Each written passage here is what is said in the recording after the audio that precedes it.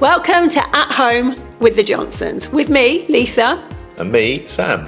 We're going to be discussing a load of different issues about having a multi-seven-figure business and what life is like. So we'll be talking life and we'll be talking a bit of business. But we'll also be talking some controversial topics, but we want you to get involved too. Because we do love a debate. We love a debate. And if you want to get involved in the debate, you can join us on our Facebook group At Home with the Johnsons. Welcome to the podcast. I want to talk today about messaging. I think it's really important at the moment, and I know it's a bit businessy for you. I don't mind businessy because I feel messaging can kind of drift into my field of expertise. My arena, yeah. Yeah, it probably can. Are we drifting in? We're drifting. All right. Because with messaging, and I honestly believe that if you don't get your messaging right in 2025, you're going to really struggle to sell. When there is any kind of economic downturns of any kind or issues like that, the biggest thing that we see is those people whose messaging isn't really clear and it's fluffy or there's no tangible result, they struggle. There's clarity in it because complicated is the enemy of sales, really, and connection. So it's the enemy of connection which leads to no sales, because if people don't understand what you're doing, you're not clear about what you're doing, why you're doing it, using language that resonates with them, you're going to fail very quickly. And let's tell the truth, in 2020, 2021, you could put most things out there with some very fluffy, vague messaging. It was quite generic, I think, at the time. Yeah, and it would still sell. You could get away with it, yeah. Yeah, because there was stuff, people were even doing these mystery offers, which were like £1111. Always. Is that an angel number? Yeah, and I'm glad you know what an angel number is now. Angel number means so much, doesn't it? But it was like, we're not going to tell you what's in it, but it's going to be good. Buy it. And people were buying it. Crazy that. That would never happen. Although, again, going off track a little bit, we go to HMV and buy those boxes for the boys for Christmas. They're a tenner. I know, but it's the same principle. We don't know what's in them. Mystery boxes, but you know HMV, so you know it's going to be good. But we have opened them and it's been a load of rubbish in there, to be fair. Yeah. But when you can afford £10, you do it. These people were spending thousands on a course that they didn't even know if they needed. Why do you think they were? Hype. And at the time, there was the financial kind of situation was such that they could do it. But and people weren't trying to make every penny go further and make sure they were making the right decisions. People were just doing things. But also, there's a whole arena around the NLP, very bad, unethical reasons why mystery offers work on people and always have. They used to be called ghost offers in the 80s. And they work because people who feel like they don't belong will always, like people that have been bullied, people like that will always buy those things because it makes them feel they're part of something. But that's a whole other thing. I think that's a whole other podcast. Yeah. And we need to remember that because it'd be quite a good one. It will, but the fact is they worked, they won't work now. No. Because we know that during turbulent times, people buy for wealth, health and peace of mind, generally. So if they buy for those things, things need to be either solving a problem or really meeting a specific desire. Well, that's kind of copywriting 101 there, isn't it?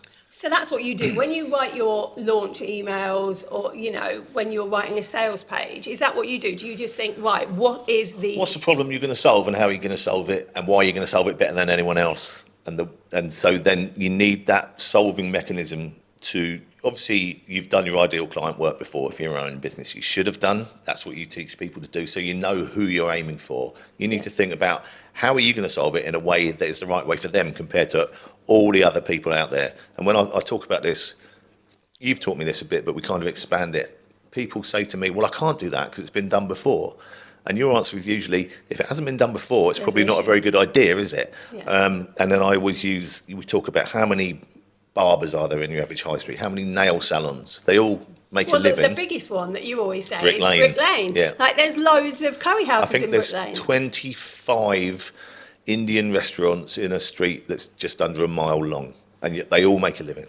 Yeah, so you can. Yeah, it's just being you and being clear on why you're different to the others. Because no one wakes up and says, I want to be a hairdresser, but I can't because there's already hairdressers. Exactly. However, the guy who, I'm going to say the guy who does our swimming pool, we're going to sound like such. You've just made us sound like knobs. I've started, so I'll have to finish it, won't I? I can't believe I've done it. But yeah, he said to me, I said, you know, you're really when he came around, I said, you explained this really clearly about the pool. You know, you're very down to earth. You should do a little podcast or do something about it. He said, oh, there's someone that already does that. And then I obviously, thanks to you, went off on a 10-minute spiel about, well, that doesn't mean you can't do it. You do it in your own way, blah, blah, blah. I came here to clean a pool, no. and now this man's having a go at me. Yeah. And he went, yeah, that's great. I'm going to do it. Has he done it? No.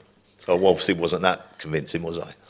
So if we know we need to solve a problem, then that's part of it. If you know what that problem is and you know what your solution is, I reckon that's 50% of your messaging done. 50%, yeah. Yeah, because it's really important. You can't be fluffy. You can't be a raven goddess, maven, facilitator of joy, or whatever the latest trend is that we're supposed to call ourselves. Just say what you are and what you help people with.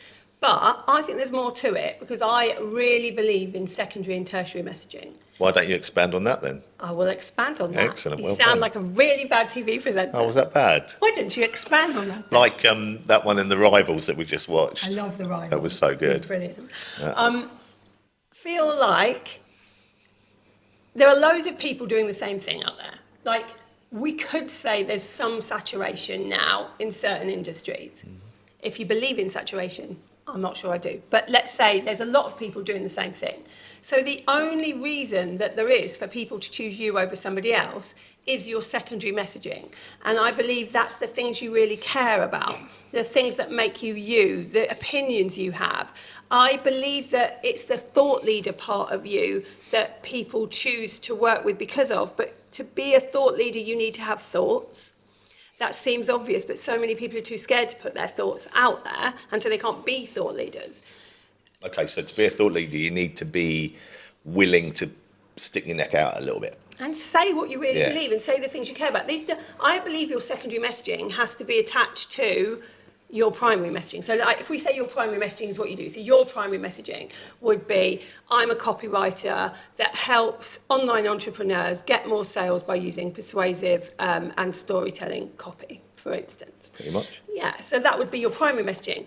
But if you had a business of your own, that you didn't just work for me and you needed to get more people, there's lots of copywriters that do that. Yeah. So what would set you apart would be your secondary messaging. So what things do you believe in? I always say the best way to work out your secondary messaging is, if you could write whatever you wanted to on Facebook and not get cancelled, what is it?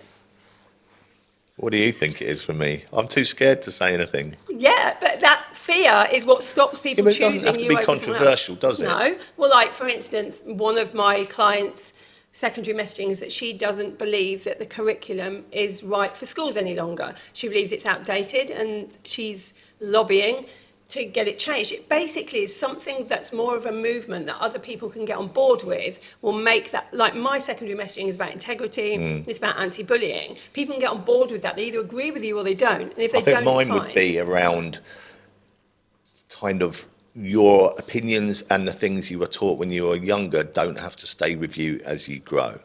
Because a lot of people in my generation still act in a certain way. They still use certain language that I don't think is acceptable, but they say, "Oh, it's just that's who I am. That's how I was brought up." I think that's a load of rubbish.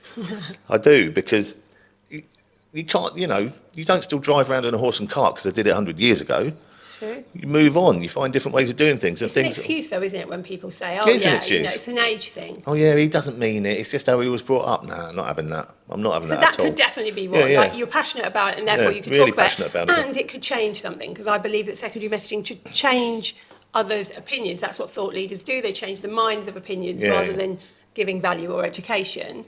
And then you've got tertiary messaging. Tertiary messaging is those little things about you. Whiskey, football, trainers, Yeah. Whiskey for football trainers. darts. Yeah. Yeah. All of those kind got of a lot of little them, haven't I? things. The fact you've got twins. The Oh fact, yeah, them. Yeah, You know them. not whiskey, football, trainers. No, like family, Oh, yeah. all those different things about you. Like even up to tiny little things. Like one of mine is that you might see me on a first class flight, but I'll have my Primark trainers on. I won't have some Labutins. You haven't got Primark trainers. But if I had some, it would be them. I don't wear trainers. You got Primark That's leggings, difficult. haven't you? I think. Yeah. But it's about showing who you really are. Yeah. But that, again, if we're looking at it from a copywriting point of view, is the thing I drill into people more than anything. People don't like perfection, right? People like to see you as a real person. No one wants this perfectly manicured, created, perfect person because they don't believe it. No, And they then don't they'll start to believe it. doubt you. You won't build the trust. And the way to build that trust is by being honest and showing your flaws, showing your foibles, your idiosyncrasies, all of those things. That's what people like. I think that's really true. I watched this talk in, we weren't in Canada, we were in Austin. Remember the talk that Ryan Dice did about when you are a storyteller or when you are a known person, we'll take a famous people, for example, they usually have 4 things about them that make them legendary and make people remember them. They have something that they're really good at. So if we take Superman as an example, he was saying, like, he's really good at, like, being a superhero and flying and all of those things. Then they have something that is like their opposite. So he's got kryptonite as the thing that can take him down. Then they have something that they're a bit, he's a flaw. So, like, he's not good with women, Superman's, that's his flaw. And then he has something that is adversity or something that's happened to him. So, like, he was born an orphan. Yeah.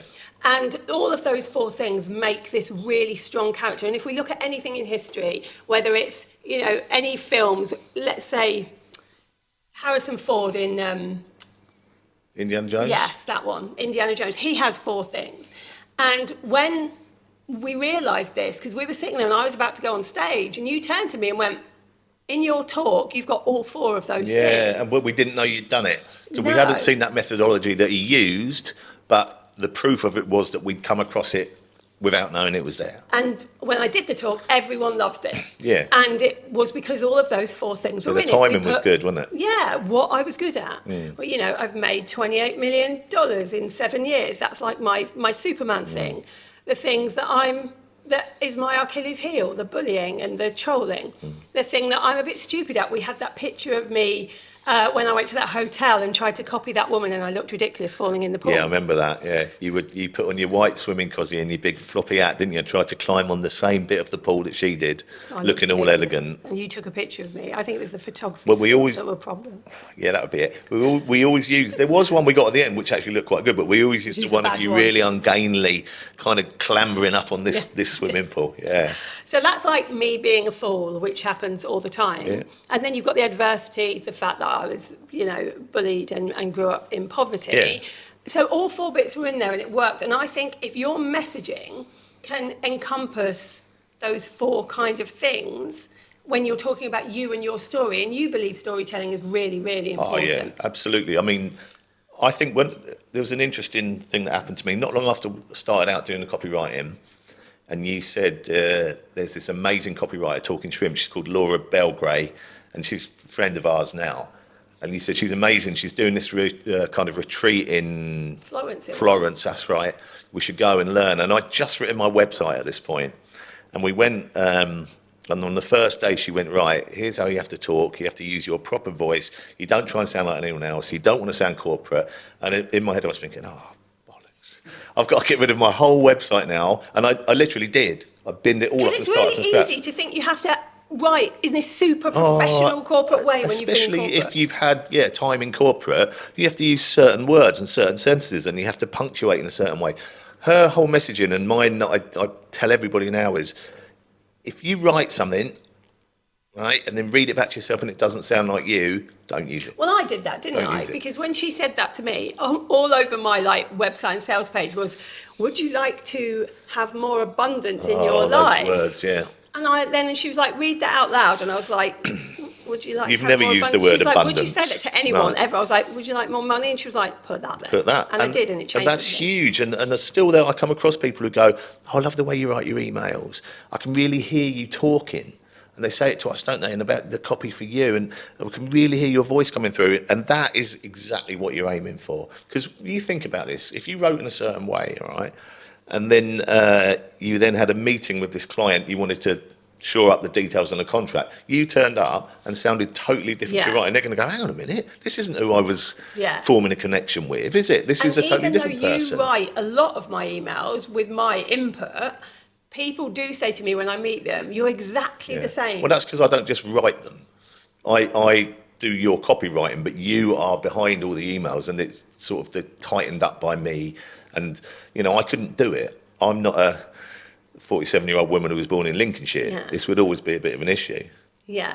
I don't know anything about Pepsi and Shirley or So I have to change all Paula the Abdul. bits, because you sometimes write an email and then you come to me and go, I put this, and I'm like, I don't even know who that band is. No, I wouldn't have been know. listening to that Yeah. band. It's not MC Scat Cat. No, well, I loved MC Scat. Oh no, with Paula Abdul. Yeah, that's one of my favourite songs. You and your sister doing the dance routine. We still do that dance I know routine you do. I've now. seen When it. it comes on, It's we not at all both embarrassing. I love it. No, it's great. I love it. Makes me feel really comfortable. It's brilliant. Yeah, okay. But yeah, so that's the bottom line, is that it needs to be you. And people get really worried about sharing their flaws, sharing their mistakes, sharing their cock-ups, all the things that have gone wrong. I promise you, you will get way more success from sharing things that have gone wrong from never admitting that you've done anything wrong. Except, Oh, here we go. There's always an except view. I saw That's why you something should have the been a other lawyer. day. I saw this mindset coach, and she was always talking about mindset, how you have to have a really good mindset. And then she did this, you know, when people put vulnerable share at the top, which actually I really Straight away, don't that's a like. red flag, isn't it? Yeah, like vulnerable share. Just say what you want to say. You don't need to warn me that you're Yeah. being vulnerable. I don't even like POV. No, I don't. Why either. do you need to put it? We don't work know. out what you're talking about. Do you know what I also don't like? Oh, we're on one of these again, aren't we? I don't like it when people put vulnerable share and then they put a picture of themselves crying. Oh, totally. If you're really that upset, do you think you get the time to grab Oh, your phone and go, don't. hang on, I need a selfie of me looking really upset? If I'm crying, I'm not thinking, tell you what I do. I'm going to grab my phone No. and I'm going to take a photo of me crying. It makes me feel like it's a bit, yeah. Yeah, I agree. But anyway, Anyway. there was one of those with the crying photo, and she said that she'd had a year of really bad mindset. She hadn't sold very well because her mindset was all over the place, and she was getting help for it, and, you know, one of those proper rant ones. And I was like, but you're a mindset coach. I'm not sure I would then buy from her. That's valid. But I don't know. I think that might, to admit that you are a mindset coach and yet you still struggle with those things, I don't think that's a bad thing. It's a good thing. I do think it's a good thing, yeah. And I would have probably even encouraged her to do that. Because no one's 100% perfect, are they? No. We all... And I think you can say that you've slipped up, but shouldn't you share from the scar, not from the wound? You made that up? No, I wish I did. Oh, that's quite good. But I think if you share with next steps on how you dealt with it, what you're doing to improve, acknowledging that you've had these issues, but you're not wallowing in it, and this is So then maybe you're actually inspiring them. Yeah, it's a transformational thing, which again is a lot of writing, isn't it? About that transformation, about that kind of epiphany moment of like, yeah, this is what's gone wrong. This is how I can solve it. And that's what, when we write, how anyone writes, we do it, because all copywriting is words with the aim of selling something. Yeah. Ultimately, that's all it means. So it could be anything. And it could be anything at all. But I think that transformational piece, when you're thinking about your messaging, is huge. Because someone needs to... Why else would you buy something if it's not going to make some form of transformation to you? True. You buy a can of beer, it's going to transform you from being a bit thirsty to feeling nice and, you know, and chilled out a bit. There's And always just a problem that you're your solving. transformation with your car, it's going to stop you getting wet and jumping on the bus. There's always a problem that you're solving, and it could be a tiny transformation, but it's still a transformation. Sometimes I see people that are selling something really good and their messaging isn't compelling enough. So it probably is a really good thing that they've got, but the messaging is weak. And I don't know why I What were should you have talking it. about GoPro the other day? That was along those lines, wasn't it? Yeah, GoPro. I was listening to, what's his name, Ron Lynch. He's like a marketing genius, and he was talking about how when he went into GoPro had these adverts. They weren't making like tons of money, Oh, yeah. but they were selling this based on, you know, daredevil type things, like you could do all these things with it, you can go in the water. And then he attached a personality trait to it because he believes that people buy things, people buy a lifestyle, people buy a trait that they think they've already got. So, for instance, women with makeup. Women who buy makeup already think they're attractive. They're buying makeup to make themselves more attractive. yeah. And so he was saying with GoPro, the reason people buy it is they think they're brave. So all the adverts became about bravery and all of the brave things you could do with a GoPro. And then when people bought it, they weren't buying a camera, they were buying bravery. Yeah, the And they already lifestyle. thought they were brave. Yeah. And so sometimes what you have to do, and I think this is going to be even more pivotal in 2025, is attach, sometimes when people buy my courses, they're buying integrity. Yeah. Because they're already So that's your got integrity. secondary messaging is playing an even bigger part, Plays right? a part there, I think. Yeah. It's what separates you from the other person. Yeah, because if people are buying a personality trait or an adjective, you need to show that in your messaging. And I think some people don't. They show that they've got this solution to a problem, but it's the same as everybody else's. Yeah. And so what makes you different? What makes you different? really selling when you're selling something? Are you selling peace of mind? Are you selling contentment, happiness? Are you selling adventure? What is the actual thing you're selling? Because no one buys something for the thing. They buy it for what it makes them do. I think or you've feel. hit the nail on the head, and it goes back to why each barber can still make a living and why each Indian restaurant can still make a living. Because, yeah, they're all offering a haircut, but what is it about their haircut that sets it aside from that person's haircut? Is it that their marketing shows their granddad as a hairdresser when he was 80 and then their dad before them and then them now, that family, that traditional aspect of it that they provide? Or are they the new hipster or are they with the a bar in exactly, the barbers? Yeah. Yeah, and Which- you have to show that. You have to, it has to be compelling. And I think that's what's missing from so much messaging that's out there at the moment. It's not compelling. We can't tell why you're any different. And I think you're not selling you in a storytelling way, and you do have to. Yeah. People buy from people that they like. Yeah. And if that's true, you have to show why they should like you. Yeah. Put your personality in it, inject the things you really think into it, and you have to show that you are solving a problem. Solve a problem, is the crux of it, but how you go about solving that problem is what will make the difference between you and person B and person C. Yeah, so work on that, and then things will sell. That's the beauty of how you write and how your personality, how we bring that across. You know, everybody knows you like chicken drummers, turkey drummers. I'm really annoyed that you can't get them anymore. You can get them in Iceland, I think. Can The you? shop, not the country. I don't think they sell them in Iceland. You can't get them in the local Tesco, I'll tell you that. No, you Look, can't. I had to get you dinosaurs once and you It's not turned as your good. nose up, didn't you, at them? It's not the same. No. But yeah, so everyone knows these little things about you, and that makes you into a more rounded, more relatable, more, yes, they know you're an expert at what you do, but you are also a person who they feel they get to know a little bit. Yeah, because I've read somewhere that, you might have said it, that when you write an email, you should do it as if you're writing to a friend, and that's why you shouldn't go like, hi everyone, because it's like a person It's to you, a person. it's not them. You don't go, sometimes I've heard people think this, to go, you would say, hi, whatever the name is, do you feel like this? Because Right. an email is it's much more of a personal interaction than a social media interaction. Because it's like opening a letter. It's the Yeah. modern version of opening a letter. You get the email, you click open it, and if it starts to tell a story, immediately you're like, I'm reading a story. I'm not reading Janice from Wigan's opinion on Tesco, you know. Yeah, and actually, the thing about storytelling is people remember it more. There's this saying that people don't remember what you say, but they remember how you make them Yeah, feel. And that's- I think storytelling does that. When I tell Yeah. people, if I just said to someone, don't do this, like don't copy, then they'll go, okay. But if I tell them that story about copying, where I tried to and fell into a pool, Yeah. that is more likely to stay with them and to remind them. I think it's because you visualise it. I think visualising something in Yeah. your head, that's much more likely to stay with you than some very flat, very drab, very boring copy. And you feel something. Yeah. People need to feel something. Yeah. Connection is everything in 2025. So unless you're making people feel something, you're not going to be able to sell. I agree. That is the crux of it. That is the crux of it. Make people feel something in 2025. Yeah. You've been listening to At Home with the Johnsons. Why not come and join the discussion at our Facebook group, At Home with the Johnsons? Go and check the link in the show notes.